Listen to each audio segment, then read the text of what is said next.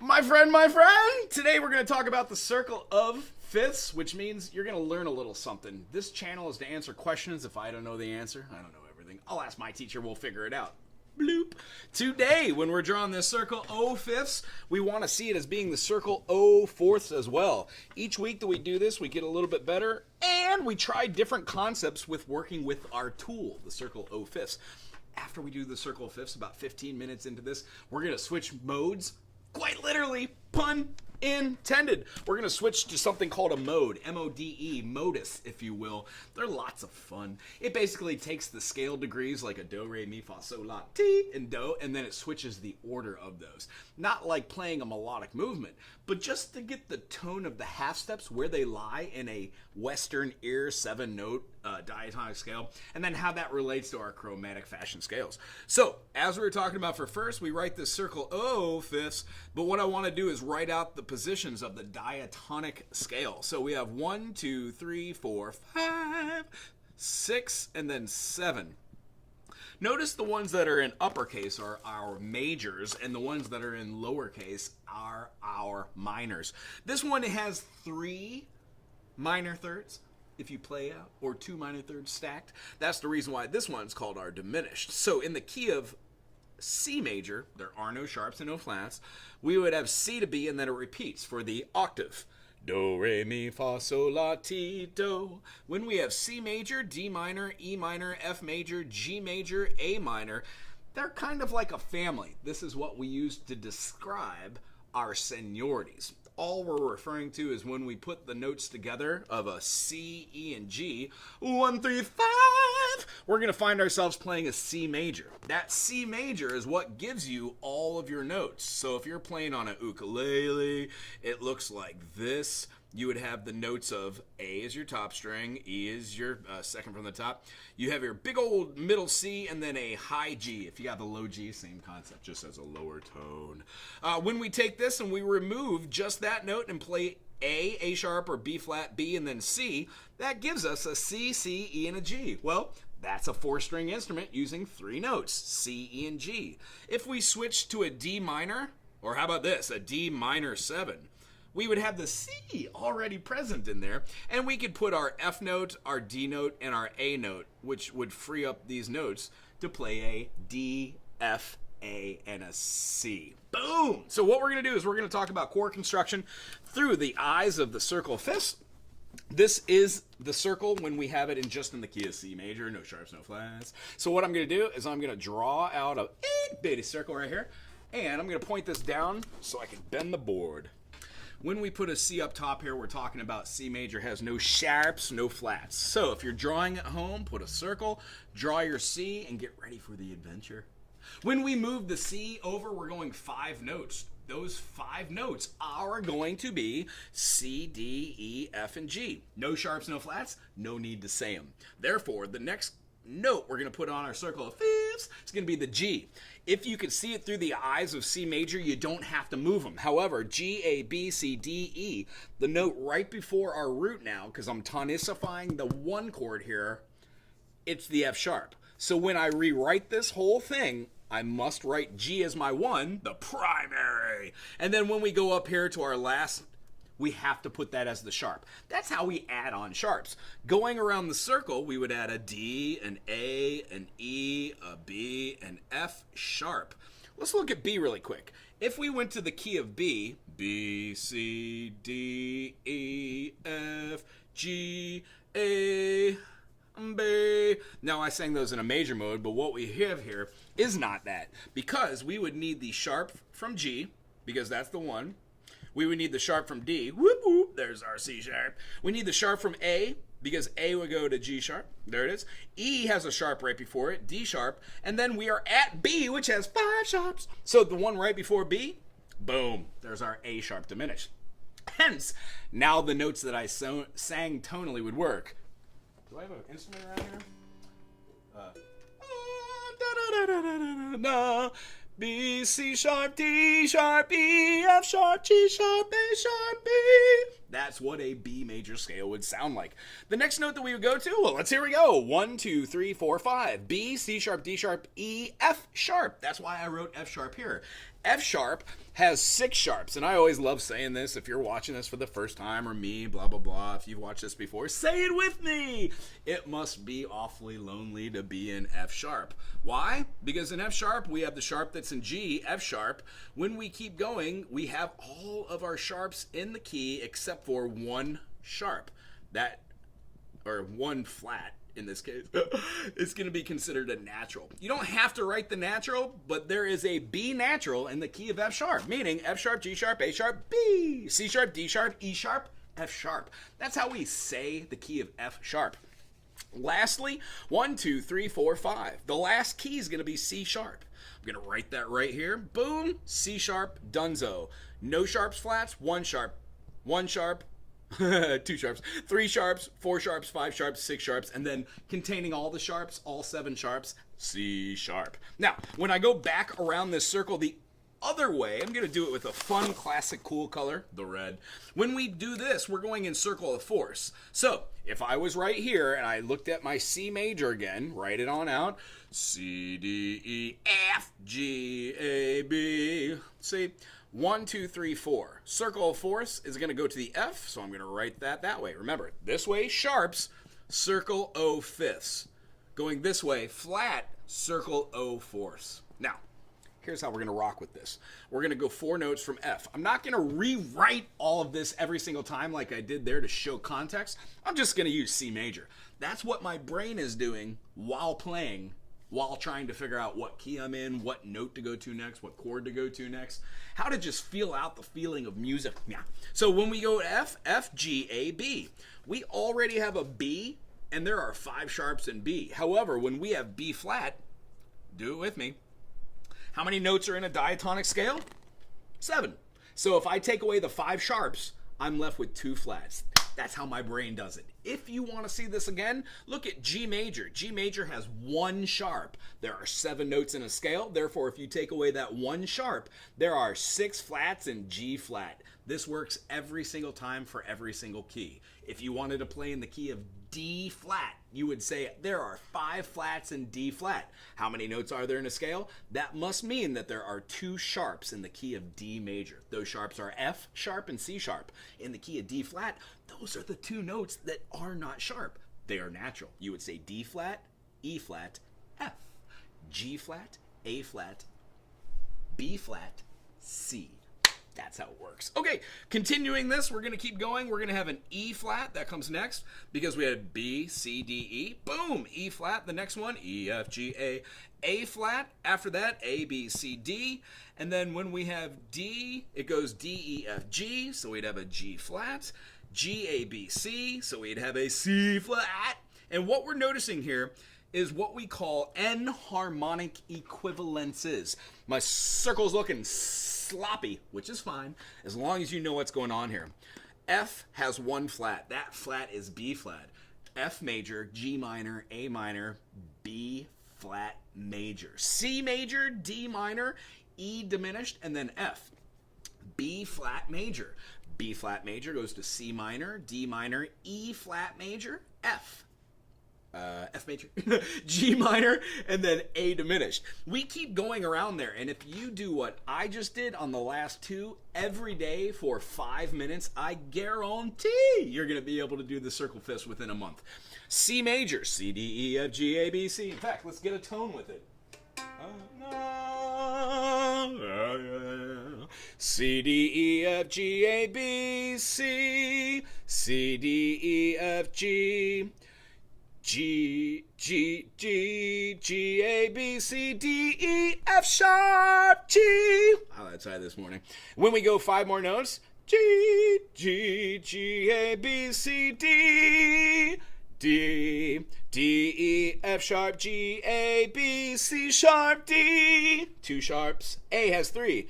D, D, D, E, F sharp, G, A, B, C sharp, D, E, F sharp, G sharp, A, B, C sharp, D, E, F sharp, G sharp, A, B, C sharp, D sharp, E. What I'm doing is using the circle of fifths, singing the note, and then trying to work on that note. Now, you don't have to use your voice as your instrument. You can go ahead and use your guitar, ukulele, guitar lele, banjo, anything you got next to you, you use it. And if you're trying to learn scales, this is a great way. Remember, scales are just collections of notes. Before the Renaissance, there were just really like one type of chord. It was called a tetrachord. We took tetrachords, put them over top of each other, and noticed we had like chords. That became our 7-note scale in the Western ear. However, a microtonal scale doesn't even cover that kind of concept. It has way more ways to resolve, and through the eyes of music, I would say that it's a much more defined and a much more pure way to hear music. However, the Western ear's fine. We're doing okay. Oh, yeah. As far as this circle, what I'd like you to do is check out my channel, follow along, and draw this daily. If you're one of my students, absolutely draw this thing daily. It's only going to make our lessons a lot easier because, as you know, we do a little bit of writing, a little bit of singing, a little bit of playing. It's just music pedagogy in general. One of the things I want to do right now is show how to write a little bitty chart, and then we'll go back over it for the last part of here to talk about modes. Remember, if you're tuning into this and you have a question about what I'm jibber-jabbing about, please stop me and ask in the comment section. I will jump on that. If I don't know the answer or I have no clue what you're talking about, I will find the answer and I will refer back to you. All right, so here we go. Let's pull out our 1, 2, 3, 4. Got our 5, 6, and a 7. And if there's anybody online you want to shout out a key, do we have somebody in the comments section? Maybe just hanging out? If not, I'll just pick one, no worries. Just want to make sure I'm interacting with anybody if they're watching. If you're watching this in the future, name something right now. Maybe it's the one that I'm going to do. Oh, D? Great! Here we go. We're going to do D major, which is D, and then we have our last sharp, which is C sharp, and we had the sharp that was from the key of G major. So what I do in the beginning is, because I want to test myself, I could write D, E, F, G, A, B, C, and D, and then go back and fill in the sharps like I did, going, oh, cool, in the key of G, F sharp, in the key of D, C sharp. Or just write them in as you go. D, E, F sharp, G, A, B, C sharp, D. When you do this both ways, it helps to understand what notes are there and what notes aren't there.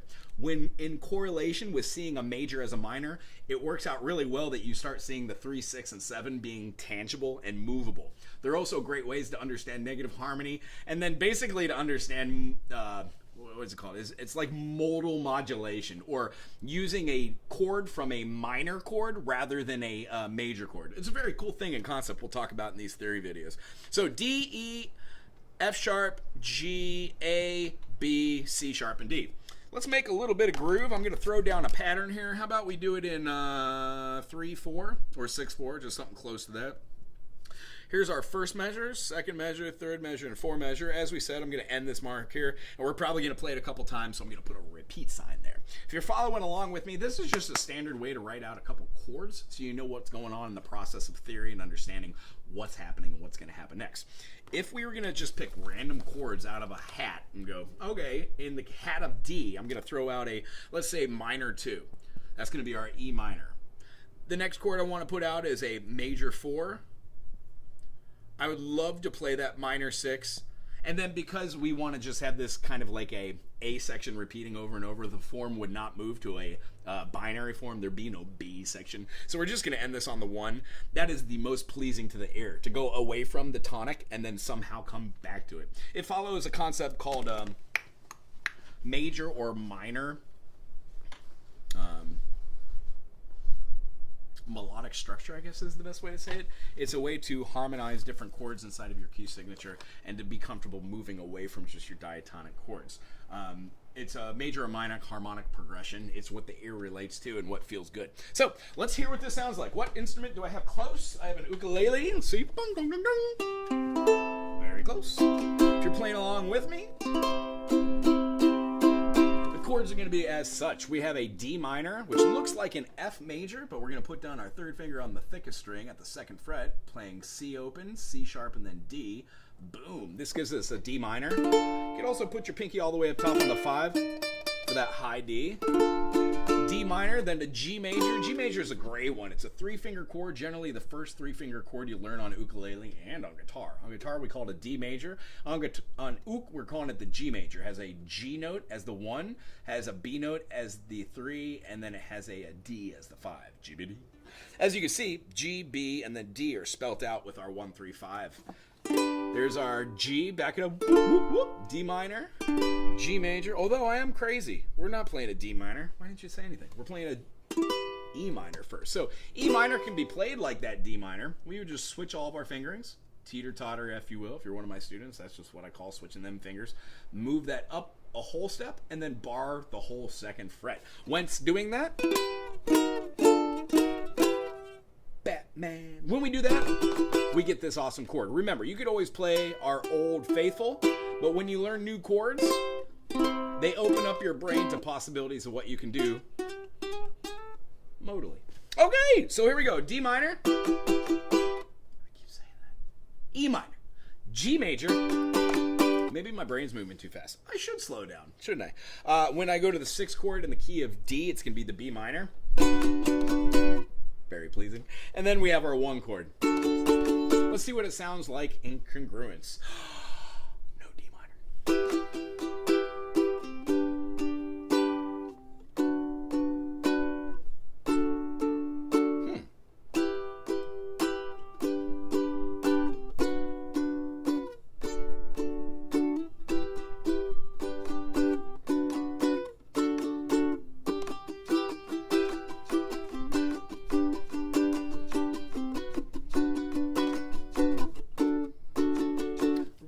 Like that. That's fun. It's not too out of place, out of pocket. So what we're doing is seeing here, this groove can have many, many different melodies put over the top of it. When we're talking about playing something from start to finish, it would be repeating in this case. We're just going to leave this as a open-ended repeat. So what we're going to hear is like...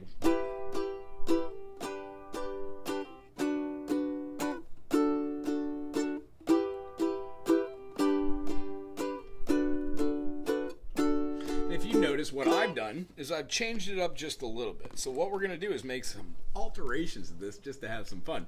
Our E minor sounds great, but let's make it an E minor with a 7. So we've got a E minor. Actually, we're in Chord Pro. I can't write it that way. I'll just write it right underneath. E minor 7. Beautiful. This one's going to be our G major. Let's start this one and have like a just G. When we go here, this one's going to be playing our 6th chord, the B, but rather than playing just the B minor, let's make it a B minor 7. It just feels a lot better. You know what? And that's an improper way to write that. B minor 7, E minor 7. If you're wondering what the hyphens are, those are just jazz notations. You could also see a little M if you wanted to, or a capital M for major. And then the last one's going to be a D. Right out of there. On the ukulele, it's kind of easy because all you really need to do is play your G major, but we're starting with an E minor, so put your pinky down. That would give you your E minor. And then when we remove the pinky, there's your G major. Then you can bar the whole 2nd fret. That's a B minor 7 or a D6. And then when we remove that top finger, rather than playing just that A there, we would play it open like that. That reveals the A, which makes your D, F sharp, A. And goes to the resolution through the 7th to the D. That's so fun. Here we go. Here's what it sounded like going a little bit slower. This first time through is with the chord changes. This next time is what we just adapted it to. It's a little easier on the fingers.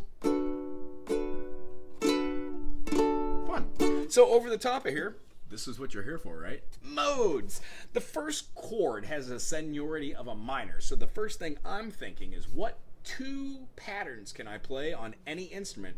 They're going to allow me to play a melody over the top of this, whether it's complicated or extremely easy. One of the things that we see here might be something like this. If we're playing in the key of E minor and we're adding a 7th.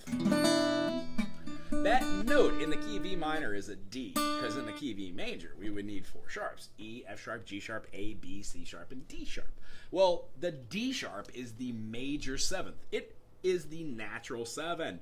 When we go in between the major 6 and the major 7, we find ourselves with a minor 7. Hence, That's the D natural. Did we follow that? D sharp in the key of E. When we play an E, we're not playing it as an E major, are we? We're playing it as an E minor. And then we're adding a D note. Well, that works out. We flatten the third, we're flattening that seventh. Right on.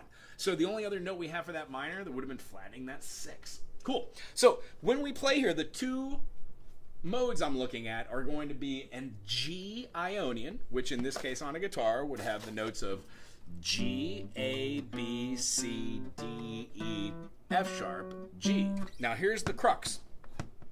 In here, in the key of G, we've got this note. It's the F sharp.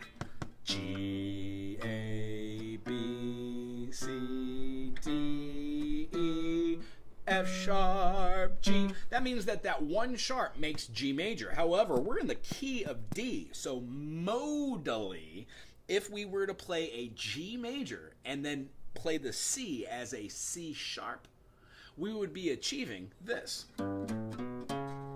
This is called G Lydian. It's a happier feeling than Ionian. It's actually the lightest of all the modes. Now, some people say modes don't determine feeling. I disagree. I think that they give a lot of feeling depending on how the chord's structured underneath it, how the music's playing around it, and what notes you use to make the melody. So when we go through this, of course, we can play the E minor. So we've got E, F sharp, G, A, B, C, D, E. When we play the G Lydian, G, A, B, C sharp, D, E, F sharp, G, that works. But considering E minor has that F sharp, that's pretty positive there. But E minor did not have a C sharp. It would have been. Ooh. So when we raise that note in E minor, we realize we're no longer playing natural minor, which would have been a 1, 2, flat 3, 4, 5, flat 6, flat 7, 1. What we've done is we've changed this either to a melodic minor or a harmonic minor, depending on where we're going to go with the next note. 1, 2, flat 3, 4, 5, natural 6, flat 7, and 1. Feels a little bit out of the pocket, but that natural 6 is so super nice. So what it does is that becomes something called Dorian. That's E Dorian. When we use that mode, it has that natural 6, and it feels a little bit lighter than it did with that flat 6. The idea that modes help you move modally is a play on words, one, but when you're playing something like 1, 2,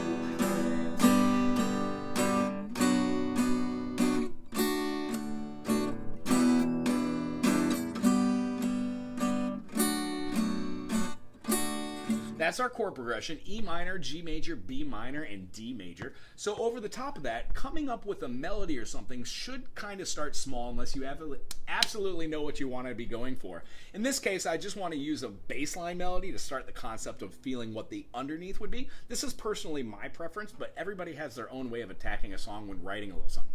I'm not writing my Sgt. Pepper's or a master opus here. These are 4 chords. Let's not make it too complicated. How about a pentatonic?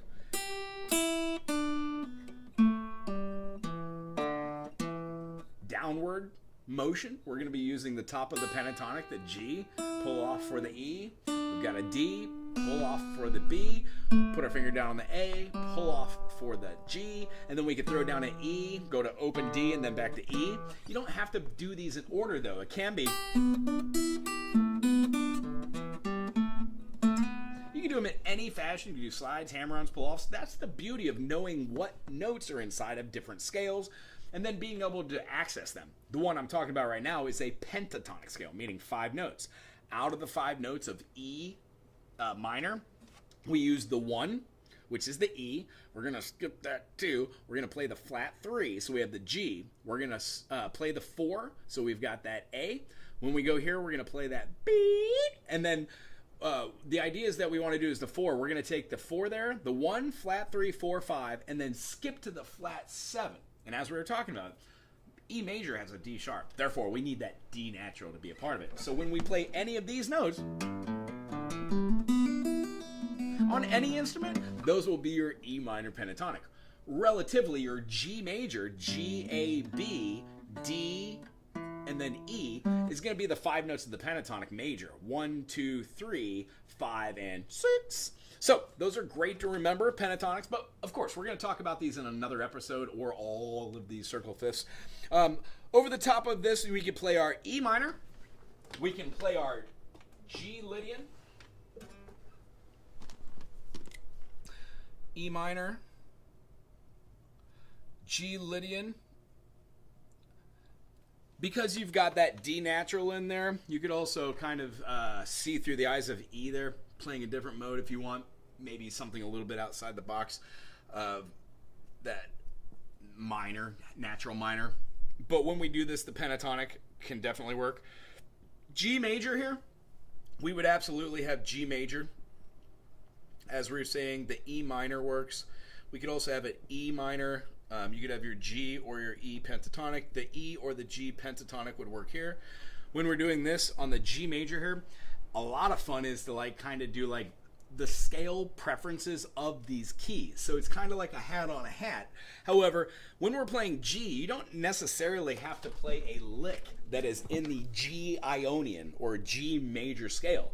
If you're playing over the top of the E minor, 1, 2, 3, 1, 2, 3, 1, 2, 3, 1, 2. That E minor, you can have a melodic movement going through major notes that are in and outside the diatonic scale. So E, F sharp, G, A, B, C, D, and E if you're playing E minor there. If you're mixing it up and playing like E Dorian, that's fine too. But the notes that you're going to be choosing, you don't have to keep with those 7 notes. They're just examples or groupings of notes put into a phylum. That's what scales are.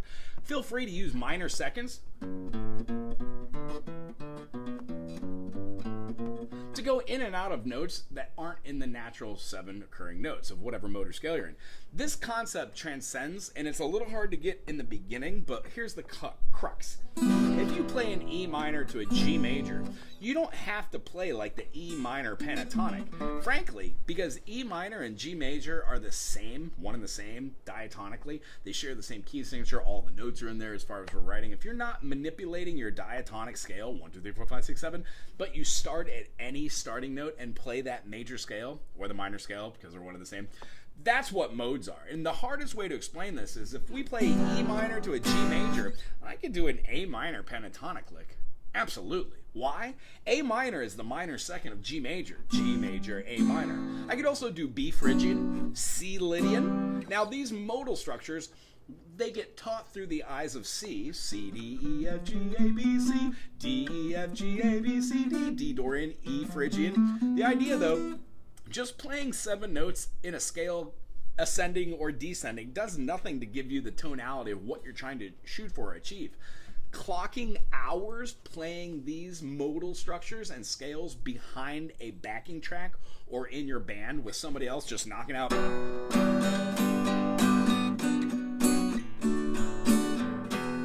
maybe a little slower for you, but you can go over and make some pretty cool melodies just with these. How about an A minor pentatonic over the first of these?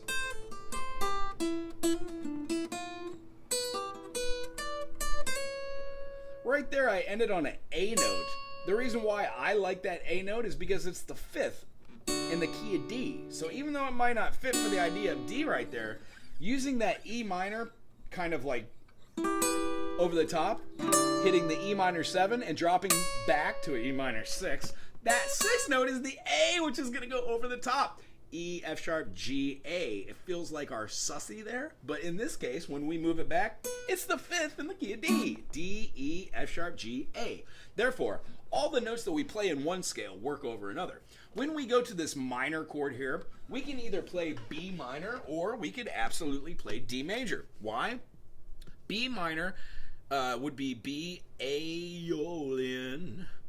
And then we would have D Ionian. Now, just because I didn't write Ionian or Aeolian here, that's exactly what those are anyways. When we go to our 1 chord, of course, you could just flippity-flop these and do the same thing. Aeolian and D Ionian. Here's where it gets kind of interesting. Because we use 7 chords here, it opens up for a little bit more expression. It changes the way that we see our mode as far as like the major or the minor. Most people just make it to playing do, re, mi, fa, sol, la, ti, do, or flattening the 3, the 6, and the 7, and getting do, re, mi, fa, sol, la, ti, do, which also gives you the feeling of unease or sadness or melancholiness, opposed to happiness or flowingness, awesomeness.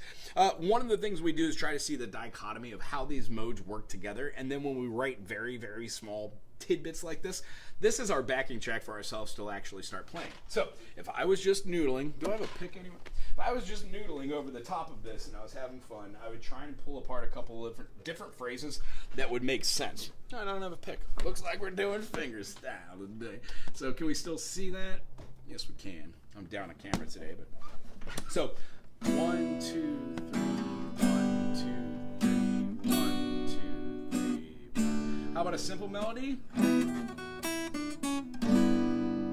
then replicate. That's having a chord play, working down a melody in a pentatonic.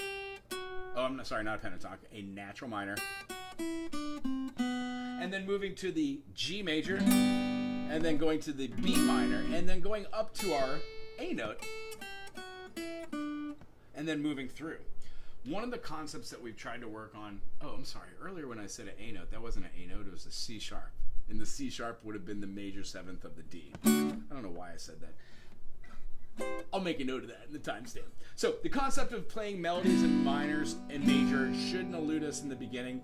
We should be able to see B minor here as being the D major. So when we play this B minor to the D, B, C sharp, D, E, F sharp, G, A, B. That's our B natural minor. Yes, we can play B Dorian, B, C sharp, D, E, F sharp, G sharp. And then when we go to the A and the B, it has more of a major feeling over the top of it. So knowing what Dorian is, here's where the circle of fifths comes in. You would write this out for just your 2, 4, 6, and 1. And then take this whole thing, get rid of the key that you're in, and get rid of the chords that you've played. Try and play a melody, and then when you go back and rewrite it in another key using the circle of fifths, let's say that we have a quick circle right here, and our quick circle is just saying, if we were in the key of D, which had 2 sharps, let's see if we can make this song a little bit lighter. If we go this way over the circle, the sharps tend to get a little bit darker in tone, meaning all the flats are a little bit lighter in tone than the sharps are. Each way you go down here gets darker. So if we go this way, like let's say from a D to a G, it would make this the same sort of concept. We would just be using different chords due to the circle of fifths. So if we change this to a G, G, A, B, C, D, E, F sharp, and G. Meaning when we play the 2 chord, we have an A minor 7, our 4 chord is a C, our 6 chord is an E minor 7, and our 1 chord is a G. Let's play it the original way in the key of D, see what it sounds like. We had our E minor, 1, 2, 3, 1, 2, 3, 1, 2, 3, 1, 2, 3. And then our new chord, when we go to the G major, would start off on the A minor. A minor 7 to be exact. 1, 2, 3, C major 2, 3, E minor 2, 3, G. Not only does this feel a little bit more pleasing for the fingers, because every chord is right there where you need it. However, here's what the other one looked like. We had our E minor, G major, B minor, D major. For this one, it feels like I'm jumping around a little bit too much. The melody, that could still work over the top of this one. We'd have A minor, so we'd have, and then when we go to C, go to our E minor. So our open notes that we're using there come from the natural minor over the top of the E, and then our last chord is the G. Much more pleasing. So, in a nutshell, that's how I go through writing my own practice charts, how I come up with song analysis for the songs I'm writing. And then I'll go back and write a little something over the top of the melody. The melody itself can be written to be, how do I say this? there's phrases in your melodies that can be. So if in this one and this one we have that same phrase, that same melody, it's talking about a particular cadence or progression, and then when we get to the end of it, we're completing a thought. So if my progression was, maybe another thought that would be inside of there could be on the next time through.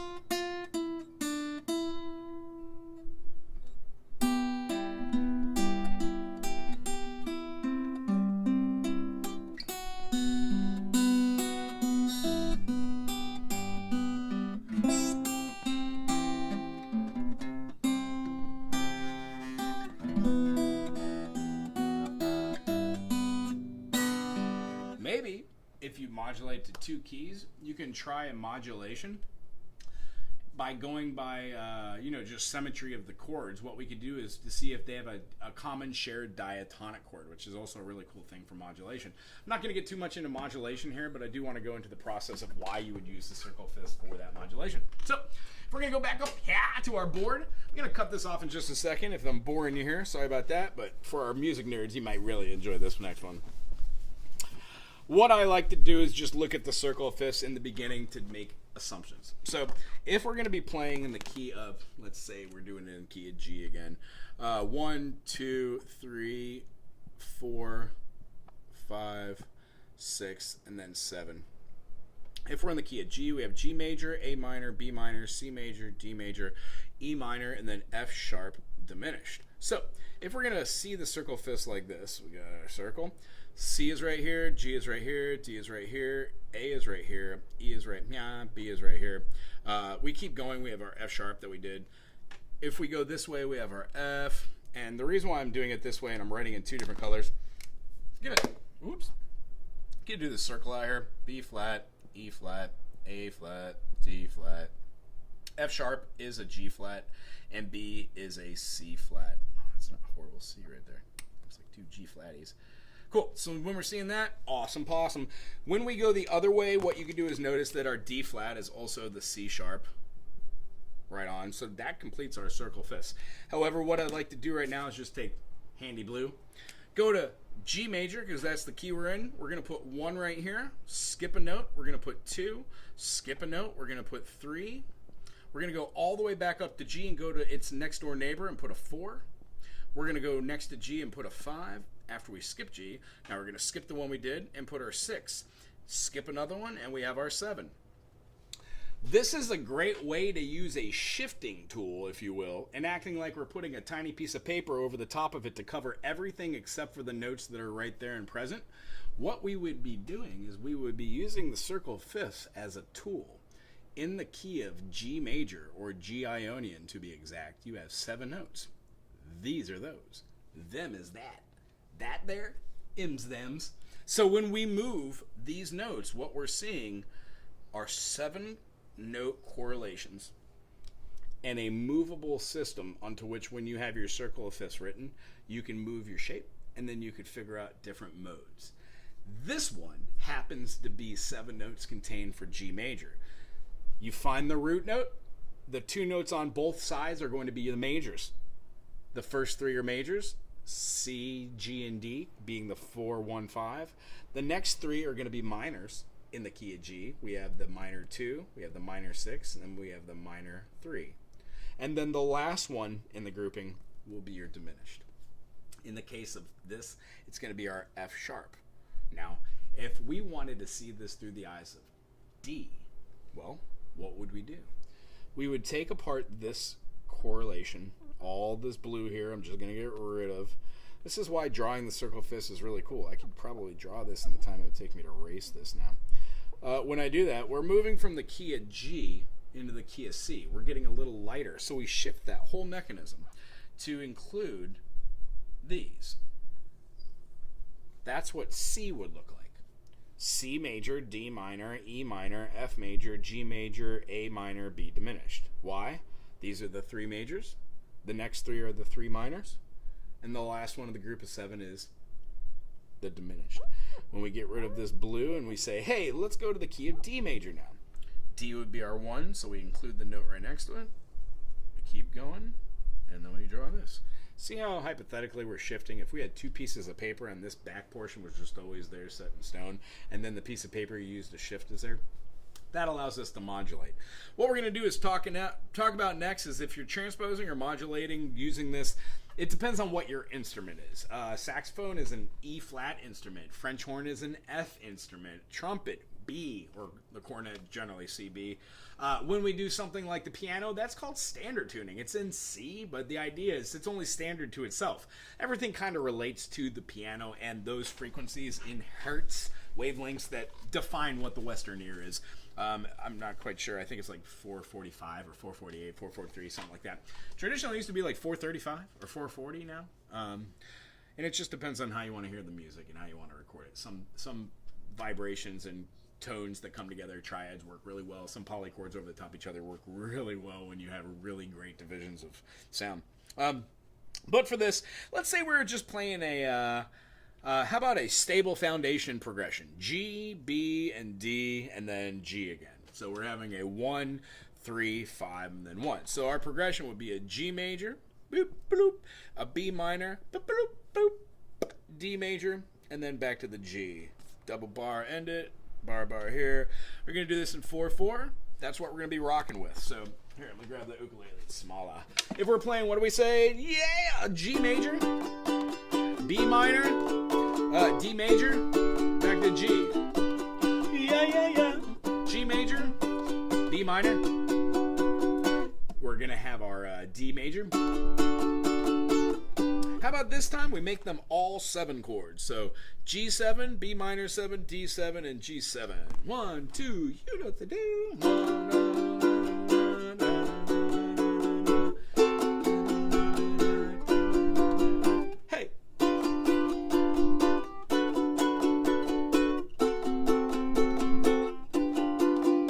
Melody over the top. I would be using a 7, 7, 7, 7. So what my brain is telling me is I should probably shift the concept of having this in an Ionian major and account for it having an Mixolydian mode, which is the 5th mode.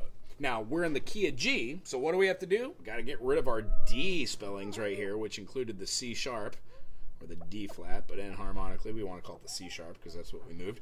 Now we're in the key of G. Remember, G, go 1 over. There's our C. It moves all the way for these 7. And this is Ionian. However, the dominant 7 says that we're not going to be playing the major 7. We're going to be playing the note in between, the minor 7th. Root is the tonic. We've got a augmented root.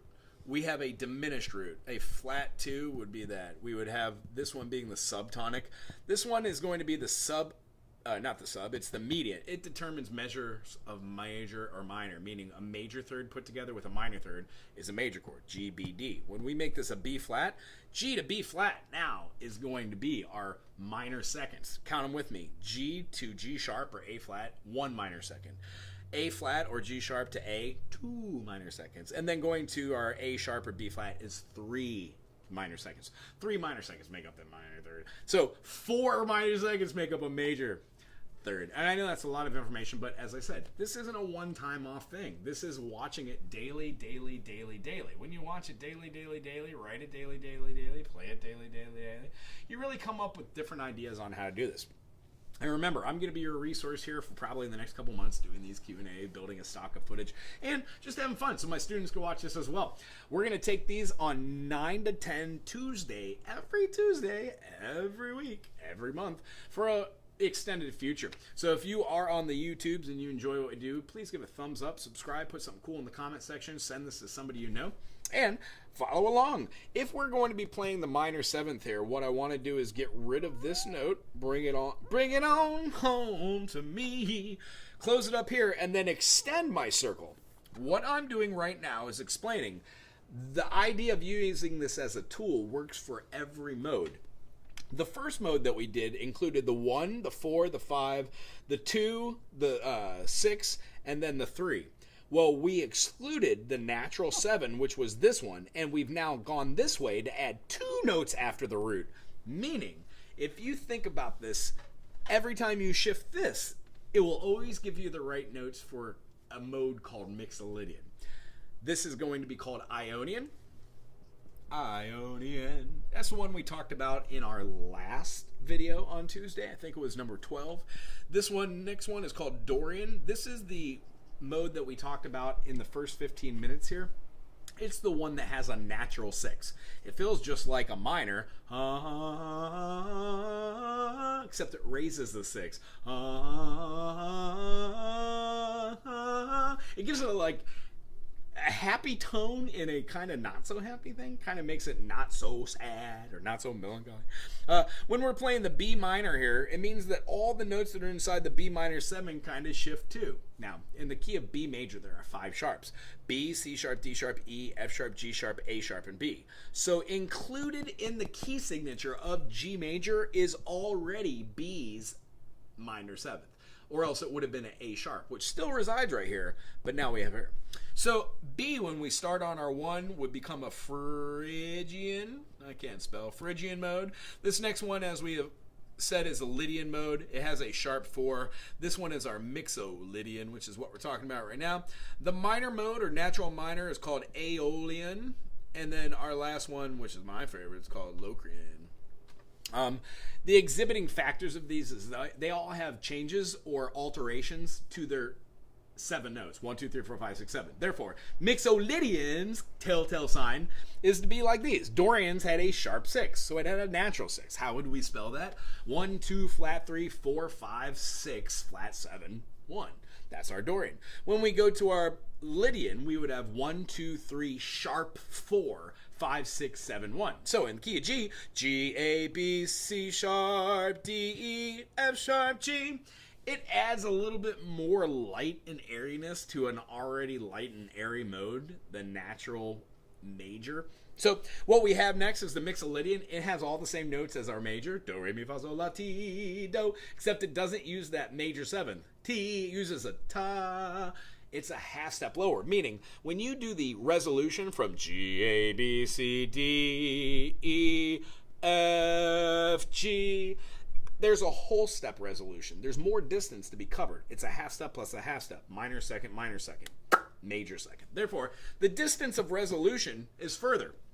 Granted, G, B, and D are all stable notes, meaning A wants to be G or B, C wants to be B or D, E wants to be D, or E wants to be F sharp, or dear goodness, it wants to go all the way up to the octave of the G. So what we see here is if we're doing a chord structure that utilizes these, our brain would look at the B, go to the B, and be able to do the same thing and show where its natural tendency is to choose notes. Awesome. That's how I use the circle of fifths to write things in a modulate. And as I said before and we played before, if you don't like it in the key of D, you can move to G. If you don't like it in G because of the fingerings or the way it sounds, how your voice sounds with it, the other instruments you're playing with that, yeah, you can move it to any of these. You could try a flat, do it in A flat, see what you think. The next thing that I want to just kind of hint on here, and this is going to be the thing that I kind of wrap it up on.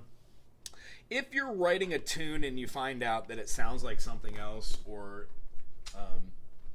you just don't enjoy the tonality of the chord or the seniority. What I was noticing when I was playing that rhythm from that just random first thing we had a E minor, and then we went to a G major, and then we went to a B minor 7, and then a D major. Well, this reminds me of that For Your Love. The only note that doesn't work there is that B minor. So to get rid of that concept, maybe we should change one of the other chords. How do we do that? Why would we do that? Well, in the key we're in, that first original key, we were playing in the key of D. We then went to G, so why not just change this concept and show you through the eyes of what we have on the board. G major, when we turn it into a G7, includes the F natural. Therefore, if we were to have this type of chord, G major, and play the the F note, which is the 7th minor 7th, and then go to the B minor 7, we would be including that note, the A. So if we had our F and our A note being the two notes that we are including now because we're playing the G7 and the B7, maybe our melody should have something to do with those two notes.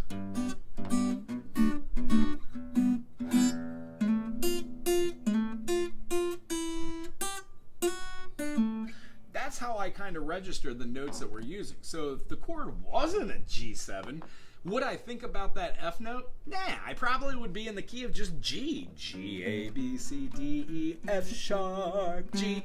But since the 7th is thrown out there, it makes my brain exclude the F sharp and go, yeah, I'm going to try predominantly using this kind of backwards looking shape. We use it as the D7. We use it for the A major 7, the B7, the F dim. We keep going through these chords over and over and over again, and what we realize is these shapes just move. If you put bar chords behind them, yeah, you can play any of these shapes that were down here as any other shapes up and down the fretboard. So, these Circle of Fifths episodes, lessons, introductory to music theory, are geared to help individuals who have a kind of an idea behind what chords they want to play, but don't know when to play them. Have a little bit of rhythm, but only play in 4/4. So switching up to like 6/4, 12/8, it changes the way we do rhythm patterns on stringed instruments, plucked instrument, bowed instruments, especially piano too, with two hands moving. The concept today that we used was use this circle fifths as a tool. We talked about Dorian kind of in a sense, Lydian with the sharp 4, and then we ended on this mix of Lydian, which uses our minor 7th, our flat 7. The note that is not provided inside of our key signature, but will always be the note in between your major 6 and your major 7. It's called the minor 7th.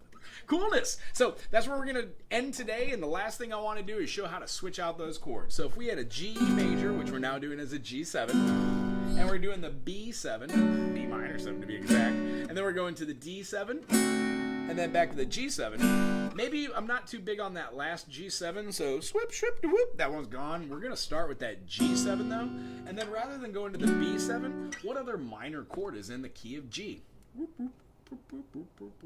Well, looks like we have an A minor, we're using the B minor, and then there's an E minor. Well, let's try and swap out those minors as 7ths right now. Here's what it sounds like in the beginning. G, B, D, G, G7, B7, a D7, and then back to our G. Here's what it sounds like with an E minor. G7 to an E7 to a D7, then back to a G. Here's what it sounds like with the A.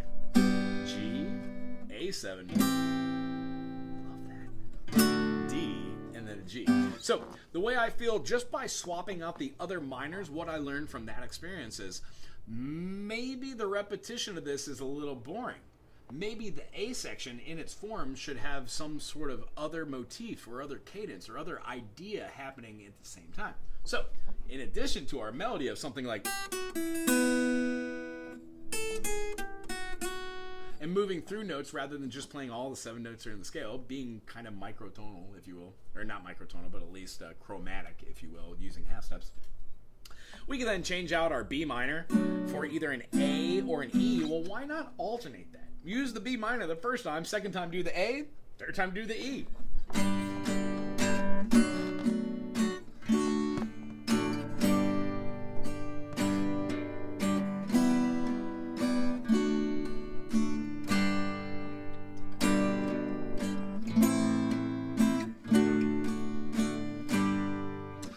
Then what happens to me in my brain is I can't just play one thing without thinking about, ooh, what else would sound great over the top of this?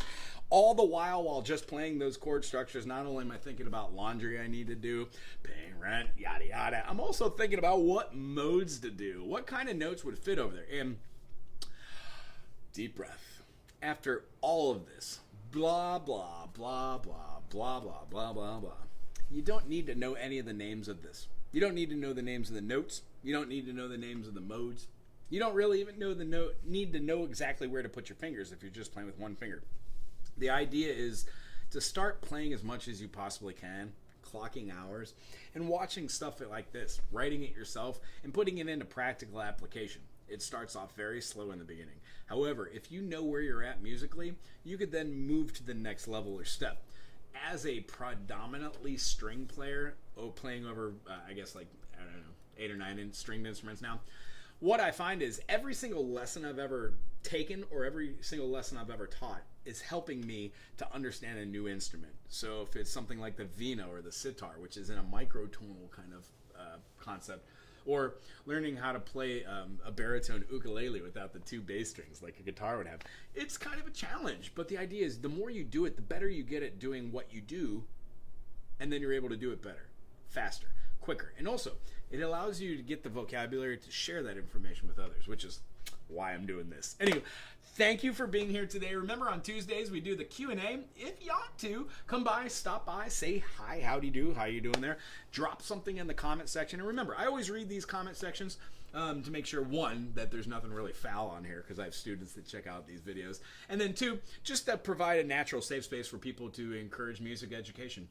If you are a teacher or a musician that does YouTube live to do a music community, please get in touch with me. You can get in touch with me at booking Wago Hanaho, BOOKING WAGOHANAHOU @gmail.com. Booking Wago Hanaho. And then I'm doing some live series where 30 minutes Q&A. I talk about you, what you do, how you do it, when you do it. We do this in the beginning, and then we try and fit a couple music theory questions in there. So you don't have to be top-notch music theory. Just have a little bit of gumption. Come through, join us for a live session, and meet some local YouTube community members that are rocking out their channels, and we would just like to promote them for the next several months. Check those out. Look in the comments and description to see where those are, and we'll see you next Tuesday. Aloha.